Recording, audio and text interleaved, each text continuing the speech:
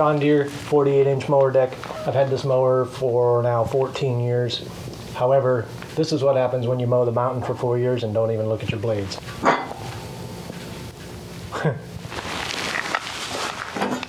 There's like quite a bit missing.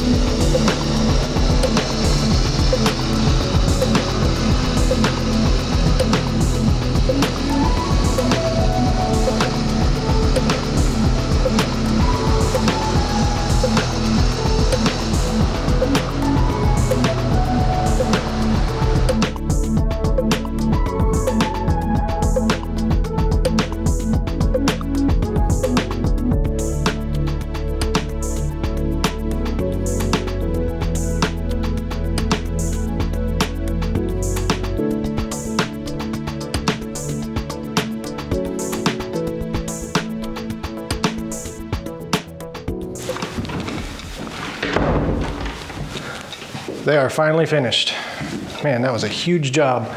Bigger than I anticipated, but I'm glad we did it because I love the result. They turned out amazing, and they're exactly what we were looking for with the overall theme of the house. It was just a lot of work. And the work isn't over because the next phase, which I've been dreading, is here.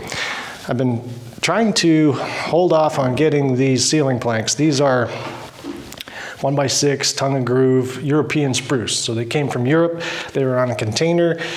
Had a heck of a time getting them. And I was watching the lumber prices. These are not going down in price just because of the nature of getting them. But they're nice, clear pine tongue and groove planks. They're flat on one side and they are like beaded on the other side if you wanted to do sort of a wainscot deal, but we're using them as ceiling planks. And we're gonna stain them. There's our little test board. We have a few that are damaged where the tongues are smashed off. So we use that as a test piece. And this is a little too yellow for what I want, but it's close. So I think we're gonna hit it with a little bit of red mahogany and wipe that off.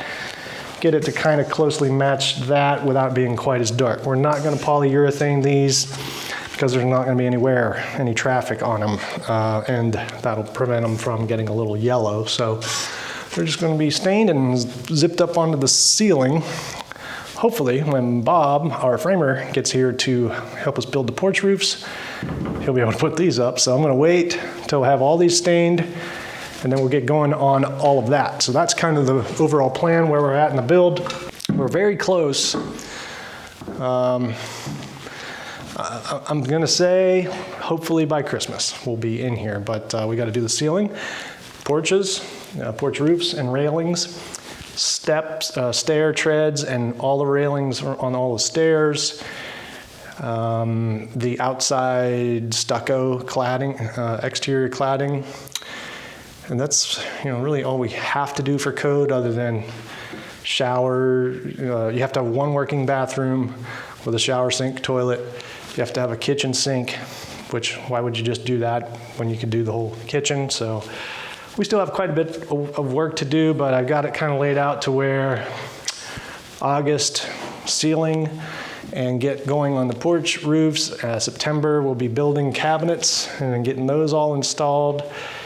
And October they'll probably be doing the outside siding and finish up outside. So November, December, that gives me 2 months to basically button everything up. I don't have to have the flooring on, any of that stuff. So that's where we're at. And I'm just gonna continue working on this and we'll see where we're at. Well, I'm just trying to work through these 5 or 6 at a time. I think they come 6 to a bundle. I have quite a few bundles. I figured if I could try and get like 20 to 25 boards a day done, then it'll only take me a week to get these all stained. It's the same process as when we were doing doors, except I don't have to sand because they're perfect as far as that goes. And I don't have to polyurethane because they won't get any traffic on them, any wear, which is good because the poly, you know, they won't yellow from the poly. But I'm still doing the same process, just wood conditioner so that the stain takes more evenly. Putting a coat of espresso on, as light as I can, and then kind of tinting that with red mahogany. So it's still a process, but kind of got it down and figured out now. Wanted to give you a little update from the last video where we were talking about Guildbrook Farmless and considering a name change for the channel since we're doing pretty much less farming type content or homesteading type content. We got overwhelming response to that. Good and bad comments, suggestions. Some people were mad, which we expected would happen, but you know, you can't please everyone. But overwhelmingly, I would say 95% of everyone was like, yeah, do whatever you want to do. We're still going to watch because we like what you do. So that was really encouraging. Sometimes I get wrapped up in what I'm doing and just kind of, you know, every once in a while you got to stop and do a temperature check and make sure it's, I guess, at least interesting to enough people. So, yeah, so we're going to keep it Guildbrook Farm because that's what the name is. It's what it always has been. And we do actually do a little bit of farming type things. I mean, we got acres and acres of wood, timber. We'll be doing raised beds and gardening and things like that. But for now, at least for the next 6 months, we're gonna be doing build. And I'll try and throw in some stuff that's a little different here and there, I guess, as I can think of it. But that's the challenge is I've got so much going on with this house. I don't even have time to think about content and that's kind of helpful in a way to where I don't have to sit around and think up ideas for videos. It's just, I got plenty of content. It's just, you know, not everyone is interested in that type of content, and I get that, so. One of the other things that came up after that video was people are like, I don't care if you change the name, just don't get rid of all your old videos, because, you know, I refer back to those a lot. We would never get rid of our old catalog because, well, that's what we build our channel on. Those are all what we call evergreen videos, where they're timeless, and you know, things like how to can meat or how to raise backyard chickens. A lot of people go back to those over and over again as a reference. Yeah, we would never remove that type of content, no matter what we did with the channel. Plus, I mean, that generates quite a few views for us, which is good for our channel. So yeah, all good things. So yes, good suggestions on the name. Guildbrook Mountain was basically the top suggestion if we were to change the name. Guildbrook Farmless was number 2. It's like Guildbrook Journey. Yeah, I don't know, just we go whatever it would be Guildbrook something, but we're gonna keep it Guildbrook Farm because that's what it is. It's what it always has been. It's what it always will be. It was just it was a good, you know, exercise to think through what if we did want to change the name, and should we, and you know, there's a lot to rebranding, especially a channel that we have so much brand equity in, I guess what you call it, after so much time, after all this time. Plus we have like merch and stuff. I don't want to have to redesign t-shirts. Got our website all set up. You know, changing that's kind of a pain just to change a name. And if we changed our name, it'd be hard for people to find us because that's how they know us. So even though we may not be plowing fields and raising goats right now. A lot of people brought up a valid point, and that's like, not all farms do livestock and grow crops and, whatever. I mean, look at Pepperidge Farm. They don't even have anything to do with farming anymore. You get it. So we're not going anywhere. We're going to keep doing what we're doing. And what it is that we do will evolve as it has. And that's not going to make everybody happy. And we're not here to make everybody happy. We're just here to do what we do and share it with those who care to watch. Right now, I'm painstakingly doing the most boring task I can possibly imagine. And I have to do this for the next week, unless I get my butt moving and get this done so I don't have to ever do it again. I think the good thing, though, is this is like the last terribly monotonous task that's a part of this build. Doing the texture on the walls, that was boring, but it turned out great. Painting, boring, turned out good. This, super boring. And I could see why people just put paint grade doors, paint everything white or beige.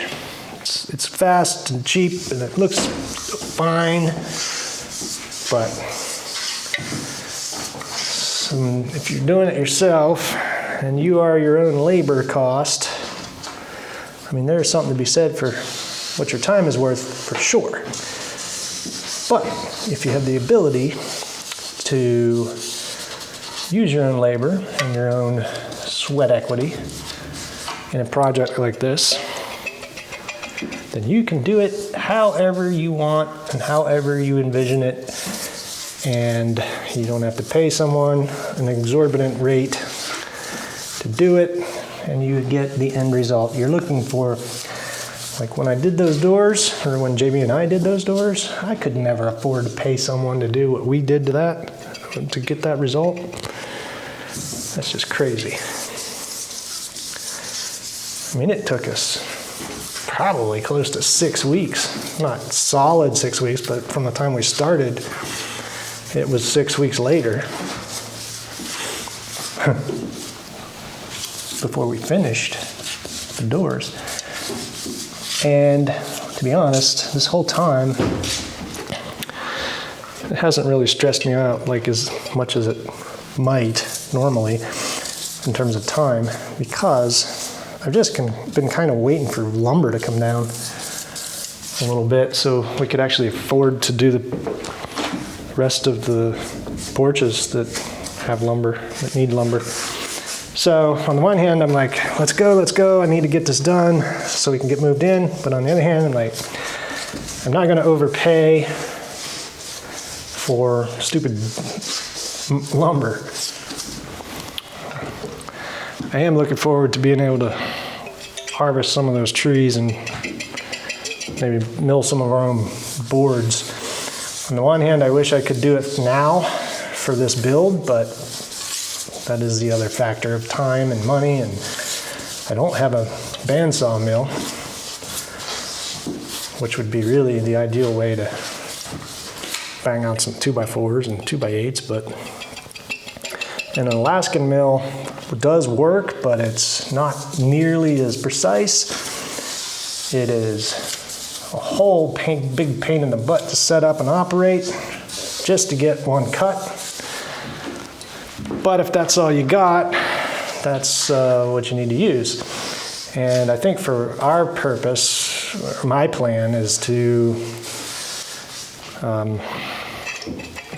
just mill some posts and beams for pole building. If I do end up getting a bandsaw mill, I'd make a building first to put the mill under, just a pole barn, Doesn't necessarily have to have sides on it, it just needs a roof over it. And that would be good practice for figuring all that out. And then I could mill some more and build another building, basically a pole barn that does have sides, for our shop. And that would be like, keep all the equipment, like a tractor or implements and things like that. And build a little wood shop in there. Because there are a lot of projects in the works for this property. Things like raised beds, furniture for this house. I've had numerous people ask me if I could build them some cabinets or built-ins or this and that, because I have done that in the past quite a bit. But I would really like to be able to build our kitchen cabinets in this house, but it's another one of those time and money things. And if I could just focus on doing just the kitchen, that probably would be something I would do. But having to focus on the entire build and getting that across the finish line, you know, it's easier, even though it's more expensive, to buy cabinets because they're all ready to roll.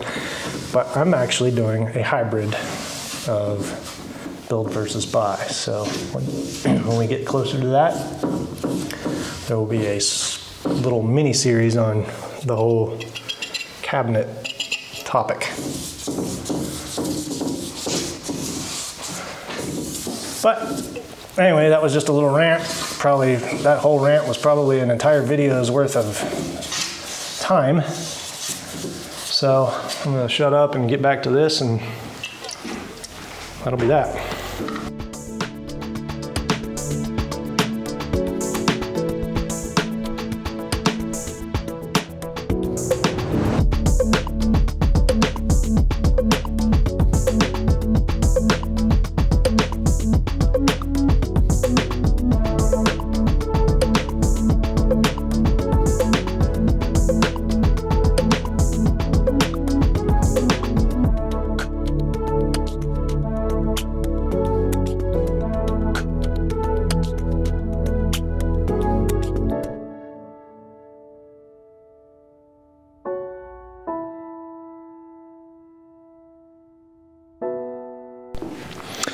So if you watched the video on how we stain pine doors, then this is pretty much the same process. We're doing a layer of espresso, kind of buffing it with a layer of red mahogany to take some of the yellowish green tones off and warm it up a little. The most important part of doing these tongue and groove boards is doing the tongue, because as this wood expands and contracts with the seasons, that tongue will become visible when it shrinks, and you don't want that to not be stained, otherwise you'll have a bunch of light colored stripes on your ceiling. Other thing is I'm staining the ends, even though some of these will be cut off for different lengths to make the look better, and I'll just have to keep some stain handy to basically just darken the ends, again, in case it shrinks. Hopefully we don't have any shrinkage lengthwise. That would be bad, opening up cracks on the end joints there. But that's that. I'm done with that little stack, and I've got a stack going on there. That took me, I don't know, 45 minutes. And I gotta do all this. So, yeehaw. All right, now I'm putting these upstairs in the loft, stacking them and dry so they can dry and be out of my way. So I put this piece of cardboard here to protect the sheetrock. I'm probably not going to put all of these upstairs, but I'm going to put a lot of them up there because it'll be easier to get to when we go to put them in. Nothing about this build is standard or easy, which is, you know, one of the things on my bucket list my whole life was build your own house on a mountain. But not just any house. Basically, this house.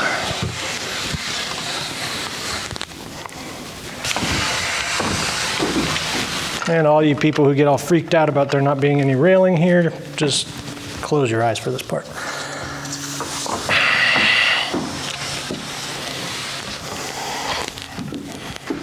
All right, we're getting there. Voila. Done.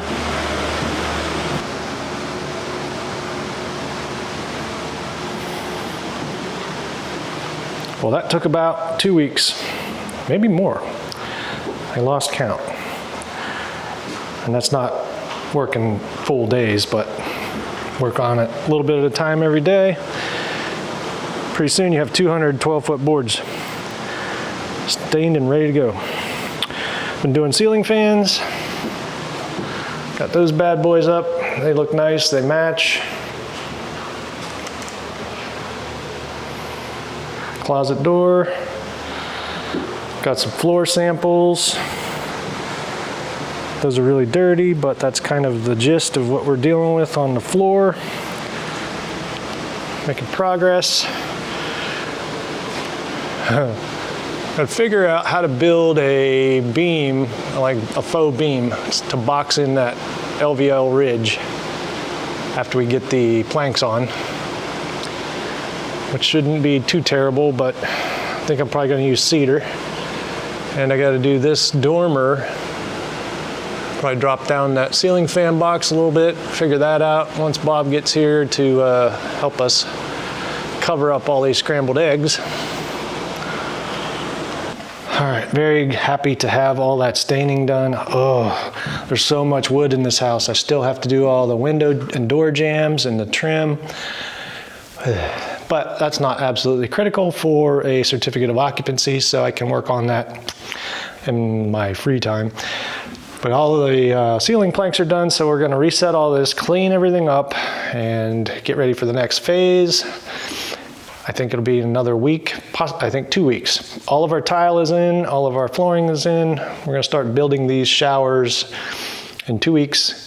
So between now and then, I have to make sure I have everything ready. I gotta put some studs in the walls and build out where we're gonna put little nooks in the shower, finish the ceilings, get the vents vented to the outside so we can cover those up so that when the tile man comes, oh, he can just go.